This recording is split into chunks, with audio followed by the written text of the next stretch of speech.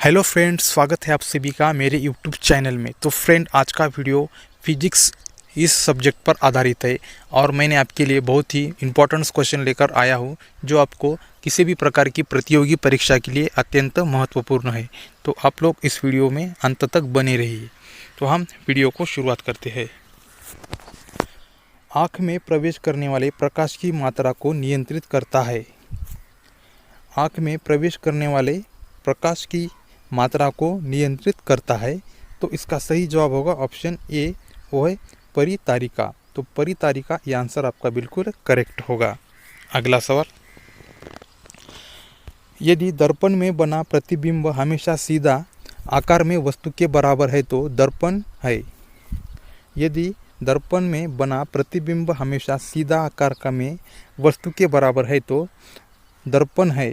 तो इसका सही जवाब होगा ऑप्शन सी, वो है समतल। तो समतल ये आंसर आपका। अगला सवाल,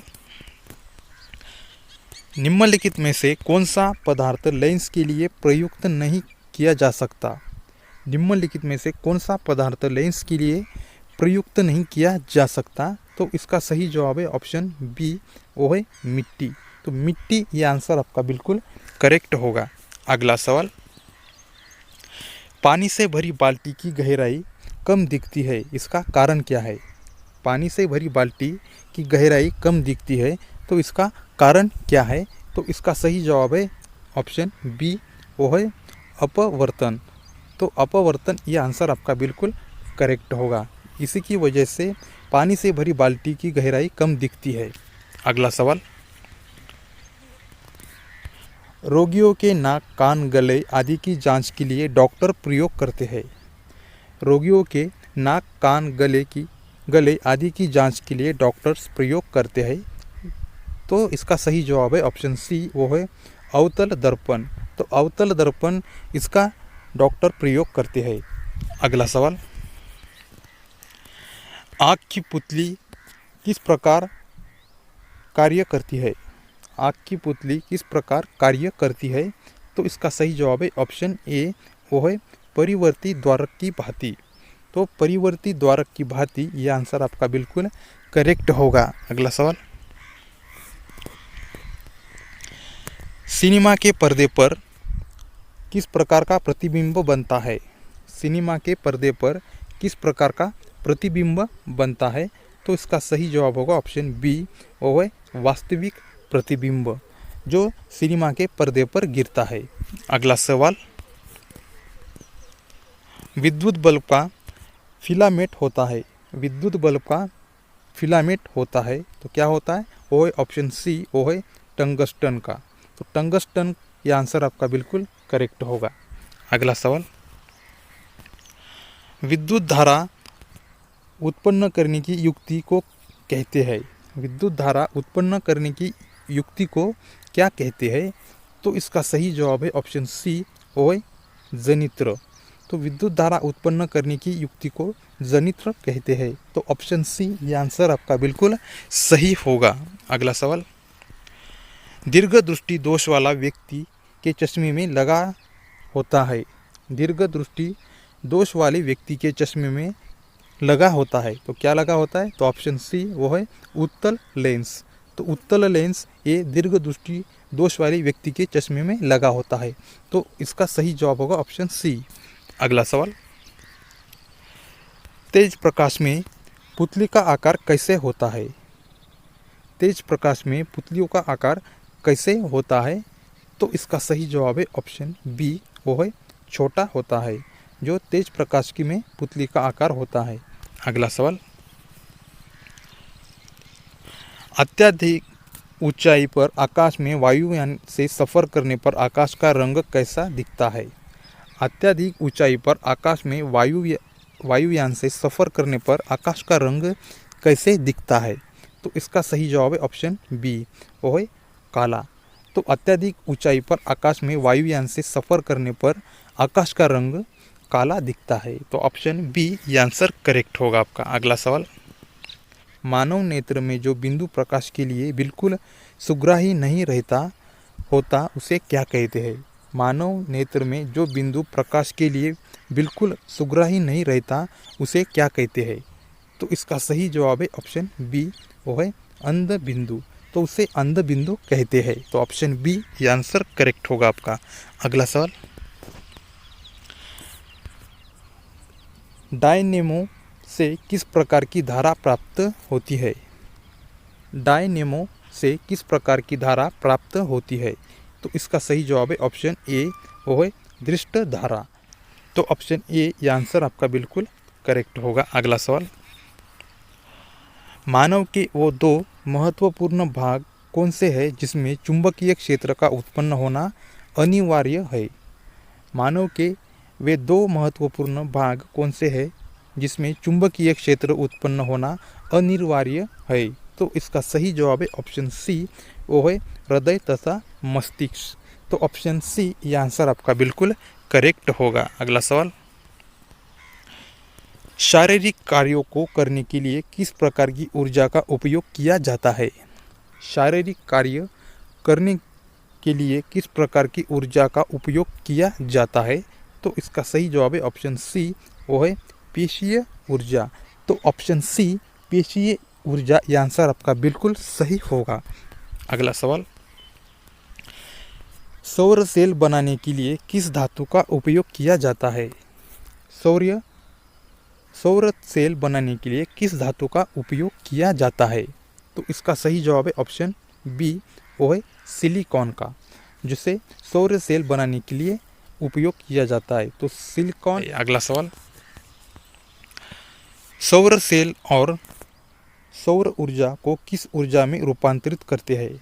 सौर सेल और सौर ऊर्जा को किस ऊर्जा में रूपांतरित करते हैं? तो इसका सही जवाब है ऑप्शन ए, वो है विद्युत ऊर्जा में। तो विद्युत ऊर्जा में ये आंसर आपका बिल्कुल करेक्ट होगा। अगला सवाल, ऊर्जा के सभी रूप में अनंत स्रोत किसे माना जाता है? ऊर्जा के सभी रूप में अनंत स्रोत किसे माना? तो इसका सही जवाब है ऑप्शन डी, वो है सूर्य को।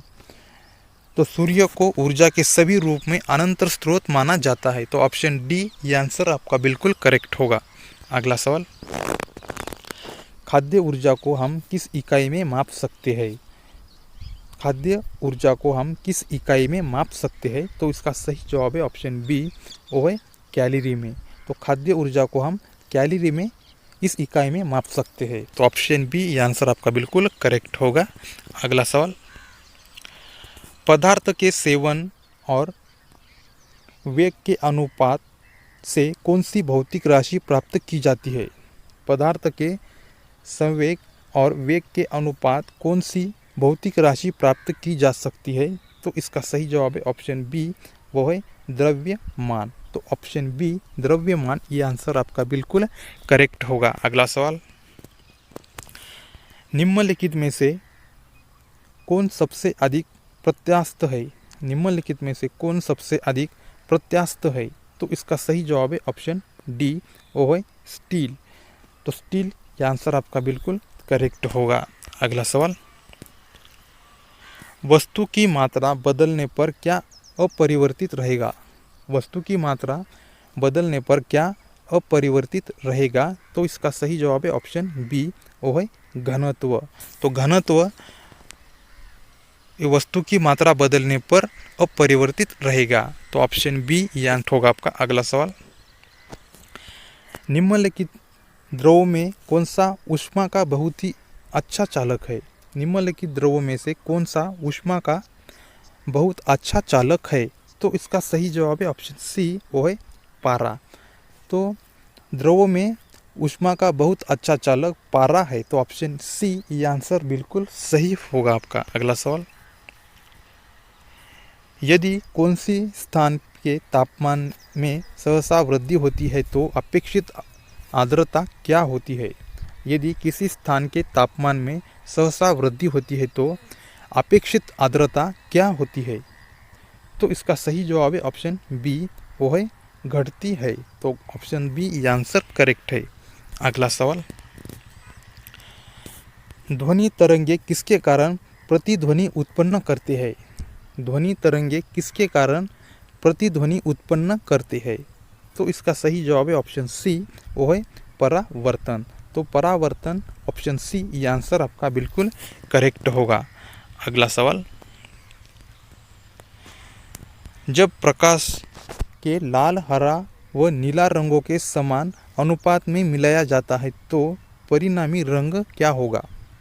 जब प्रकाश के लाल, हरा, नीला को समान अनुपात में मिलाया जाता है तो परिणामी रंग क्या होगा? तो इसका सही जवाब होगा ऑप्शन सी, वो होगा सफ़ेद। तो ऑप्शन सी सफ़ेद रंग ये आंसर आपका बिल्कुल करेक्ट होगा। अगला सवाल, पानी से भरे तालाब की गहराई किस कारण कम दिखाई देती है? पानी से भरे तालाब की गहराई किस कारण कम दिखाई देती है? तो ऑप्शन ए अपवर्तन ये आंसर आपका बिल्कुल करेक्ट होगा। इसी कारण से पानी से भरे तालाब की गहराई कम दिखाई देती है। अगला सवाल, प्रकाश की गति किसके बीच से जाने से न्यूनतम होती है? प्रकाश की गति किसके बीच से जाते हुए न्यूनतम होती है? तो इसका सही जवाब है ऑप्शन सी, वो है कांच। तो कांच से प्रकाश की गति इनके बीच से न्यूनतम हो जाती है।